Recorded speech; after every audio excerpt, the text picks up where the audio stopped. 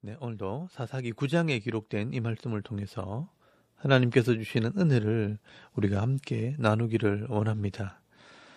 오늘 이 사사기 9장에도 여전히 기드온의 집안에 대한 이야기가 기록이 되어 있습니다.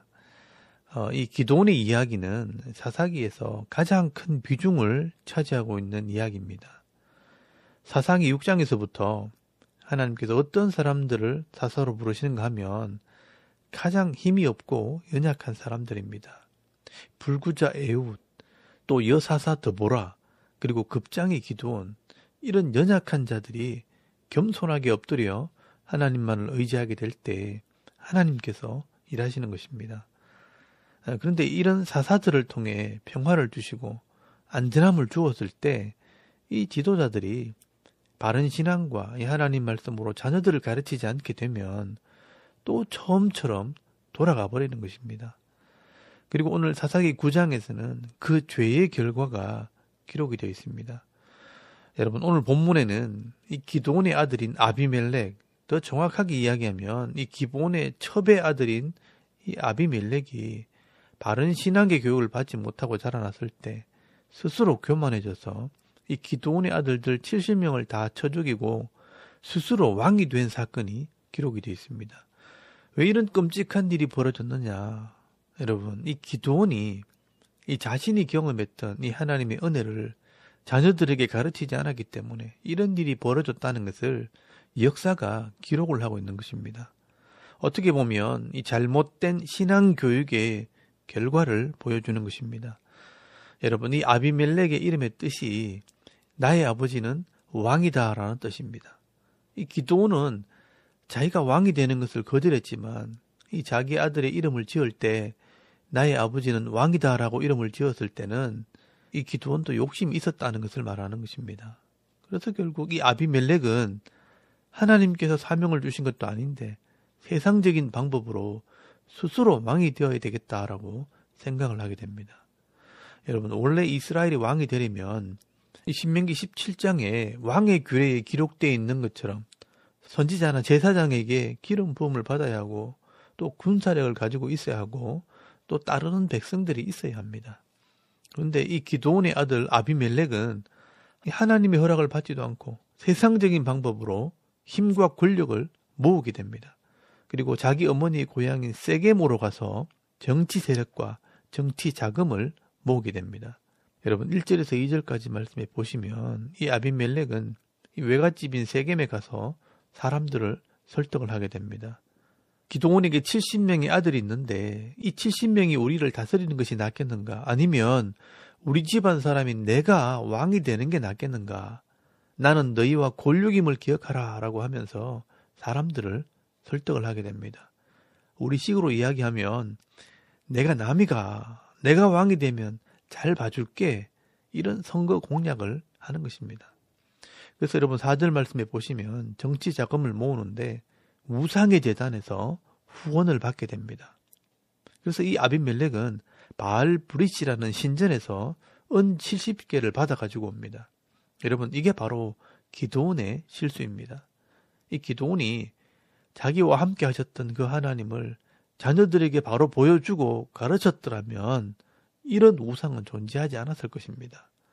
그런데 이 기드온이 전쟁에서 이기고 난 뒤에 금 귀걸이를 가지고 금 에봇을 만들었는데 그 금 에봇 때문에 사사기 8장 33절 말씀에 보시면 사람들이 우상을 섬겼다고 말씀을 하고 있습니다. 그래서 이제 그 아들 아비멜렉이 그 우상의 제단에서 돈을 받아서 방탕하고 경박한 사람들을 사서 이 기드온의 아들 70명을 다 죽이게 됩니다. 그리고 세겜 사람들이 모여서 이 아비멜렉을 왕으로 삼았습니다. 정치적인 반란을 일으킨 것입니다. 이때 용케 기드온의 아들 중에 한 사람이 살아남게 되는데 그 아들의 이름이 요담이라는 아들입니다. 여러분, 이 요담이 이 세겜에 있는 그리심산에 올라가서 하나님께 호소를 하게 됩니다. 그게 유명한 나무 비유입니다.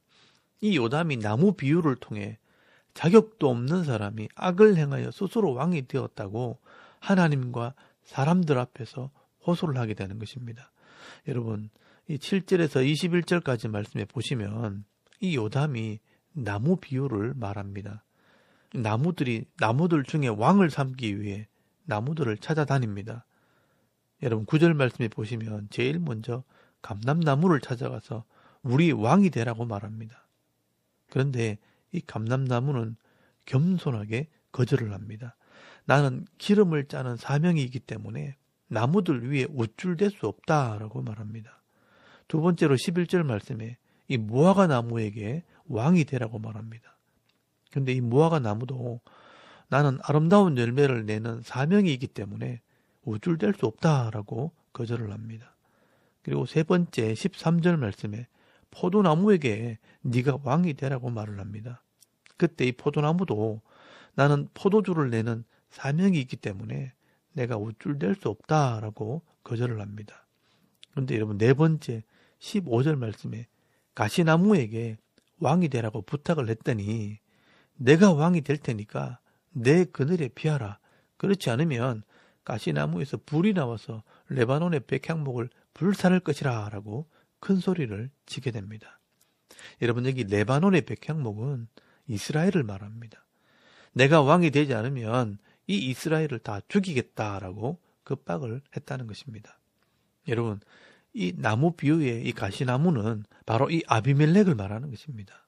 정말 자격 있는 사람들은 다 겸손하게 거절을 하고 자기 본분을 다하고 있는데 이 자격도 없는 첩의 아들이 교만하게 사람들을 죽이고 스스로 왕이 되었다는 것입니다. 이것이 부당하기 때문에 이 요담은 세겜 사람들을 책망하는 것입니다. 그리고 이 부당함을 하나님께 호소하면서 심판하실 것을 요구하는 것입니다. 그래서 여러분 19절에서 20절까지 말씀해 보시면 만일 너희가 오늘 여룻바알과 그의 집을 대접한 것이 진실하고 의로운 일이면 너희가 아비멜렉으로 말미암아 기뻐할 것이요 아비멜렉도 너희로 말미암아 기뻐하려니와 그렇지 아니하면 아비멜렉에서 불이 나와서 세겜 사람들과 밀로의 집을 살을 것이요 세겜 사람들과 밀로의 집에서도 불이 나와 아비멜렉을 살을 것이니라 라고 말씀을 합니다. 여러분 이 요담은 공의를 외치는 것입니다.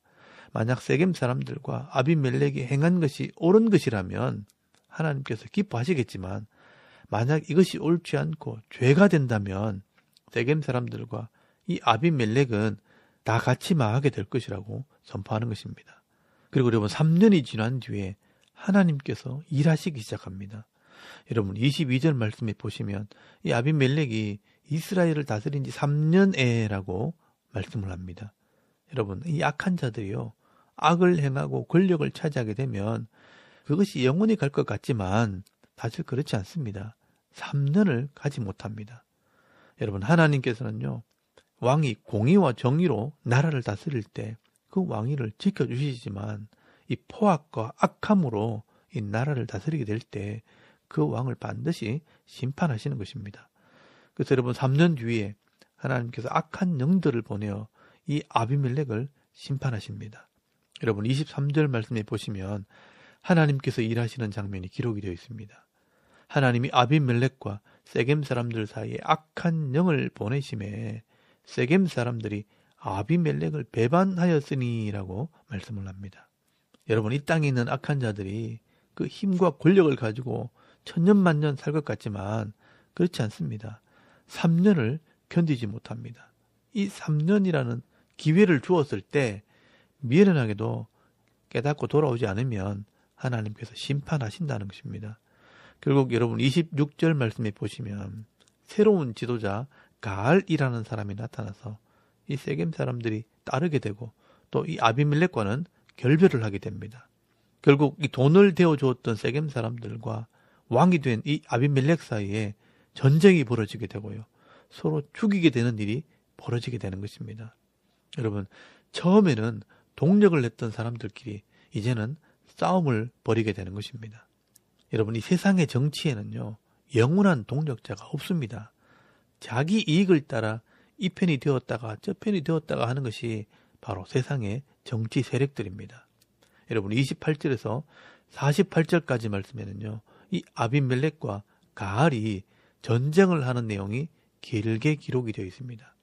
여러분 49절 말씀에 보시면 이 아비멜렉이 세겜 사람들을 이기는 듯 몰아붙입니다. 그리고 마지막 성읍을 빼앗으러 갔다가 이 망대 위에서 한 여인이 맷돌 윗짝을 던졌는데 그 맷돌 윗짝이 아비멜렉의 머리에 정통으로 맞게 됩니다. 여러분 53절 말씀에 보시면 한 여인이 맷돌 윗짝을 아비멜렉의 머리 위에 내려 던져 그의 두개골을 깨뜨리니라고 말씀을 합니다. 그래도 이 아비멜렉이 자존심이 있어서 여자의 손에 죽었단 말을 듣기 싫어서 한 청년에게 자기를 죽이라고 명령을 합니다. 그래서 결국 이 아비멜렉은 전쟁터에서 비참하게 죽게 됩니다. 그런데 여러분 성경에는요, 이 모든 일이 그냥 우연히 되어진 것이 아니라 하나님의 심판이었다는 것을 기록을 하고 있습니다. 여러분 56절에서 57절까지 말씀해 보시면 아비멜렉이 그의 형제 70명을 죽여 자기 아버지에게 행한 악행을 하나님이 이같이 갚으셨고 또 세겜 사람들의 모든 악행을 하나님이 그들의 머리에 갚으셨으니 여룻바알의 아들 요담의 저주가 그들에게 응하니라 라고 말씀을 합니다. 여러분 이 아비멜렉이 기드온의 아들 70명을 죽이고 왕이 된 것과 또 이 세겜 사람들이 이 악한 아비멜렉을 도와 왕이 되게 한 것은 다 악한 일입니다. 그래서 하나님께서 이 세겜 족속과 이 아비멜렉을 함께 심판하신 것입니다. 여러분 요담이 하나님의 이름으로 호소한 것을 하나님이 들으셨고요. 또 공의로 심판하신 것입니다. 여러분 이 세상이요 겉으로 볼 때는 악한 사람이 힘과 권력을 가지고 자기 마음대로 세상을 다스리는 것 같지만 아닙니다. 결국은 하나님을 신뢰하고 하나님께 믿음으로 기도하는 사람들이 이긴다는 말씀을 하고 있는 것입니다. 여러분 여기까지가 사실은 기드온의 집안에 대한 이야기입니다. 이렇게 기드온의 이야기와 이 아비멜렉과 요담의 이야기는 역사에 큰 교훈이 됩니다. 이 기드온은 겁쟁이였고 가장 약한 자였습니다. 그런데 하나님께서 이 기드온과 300명의 연약한 자들에게 믿음을 주시고 하나님만 의지하게 함으로 이 전쟁에서 이기게 하시고 나라를 구원하는 큰 은혜를 경험하게 하셨습니다. 그리고 40년이라는 이 평화의 기회를 주었는데 그런데 이 기드온은 자기가 경험했던 이 하나님의 은혜와 복을 그 자녀와 후손들에게 가르치지 않고 자기의 신앙을 물려주지 않게 될 때 결국 그 자녀들이요 또 악을 행하고 세상의 헛된 방법으로 권력을 추구하다가 결국은 하나님의 심판을 받게 되는 모습을 역사를 통해 보여주시는 것입니다. 여러분 경거망동한 이 아비멜렉 또 정의를 외친 이 요담의 이야기는 결국은 믿음을 가진 사람이 이기고요. 공의와 정의의 편에 서 있는 사람이 이긴다는 것을 결론적으로 보여주고 있는 것입니다. 단지 시간이 좀 걸릴 뿐입니다. 여러분 오늘 저와 여러분이 이 세상을 살아갈 때 절대로 조급한 마음에 악한 방법으로 또 세상적인 방법으로 재물과 힘을 가지려고 하지 않기를 바랍니다. 하나님께서 이 땅을 다스리시고 계시고요. 또 우리의 마음을 살피시는 분이기에 이 약한 사람은 반드시 심판하시겠지만 이 믿음의 편에 서서 공의를 행하고 하나님께 기도하는 사람들은요. 결국은 이기게 하시고 보상을 받게 하신다는 것을 여러분 믿을 수 있길 바랍니다. 그래서 오늘도 매일매일의 삶 속에서 작은 일에 승리하실 뿐 아니라 이 인생의 최후의 승리자가 되어서 감사와 찬송의 삶을 살아가는 저와 여러분의 이런 영적인 삶의 모습이 되실 수 있기를 주의 이름으로 축원합니다. 아멘. 우리 잠깐 기도드리겠습니다. 오늘도 하나님 편에 서서 이 말씀과 기도로 승리하는 하나님의 사람들 되게 하옵소서. 또 나라와 민족과 이 교회와 가정과 이 자녀들의 믿음을 위해서 오늘도 내게 주신 이 사명 감당하는 하루가 되게 하옵소서. 기도하고 오늘 하루 삶을 또 시작할 수 있길 바랍니다. 다 같이 우리 하나님께 한번 기도드리겠습니다. 살아계신 하나님 은혜를 감사합니다. 오늘도 이 아침에 하나님을 예배하게 하시고